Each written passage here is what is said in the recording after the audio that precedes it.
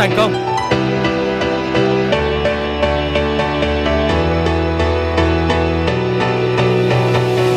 Para atlet binaan program pemusatan latihan daerah Pelatda KONI Aceh yang tergabung dalam tim nasional Indonesia sukses mengukir prestasi yang membanggakan pada ajang multi-event 2 tahunan se-Asia Tenggara SEA Games ke-31 tahun 2023 di Kamboja.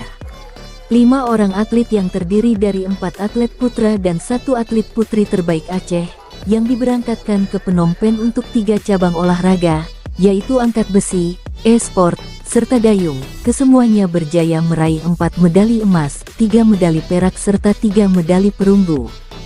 Jadi pembinaan yang kita lakukan selama ini secara kontinu, bagaimana adanya hari ini itu terlihat dari hasil beberapa kejuaraan. Ya. Salah satunya adalah apa yang disampaikan tadi, atlet Aceh ini bergabung kemudian dengan tim nasional, ya.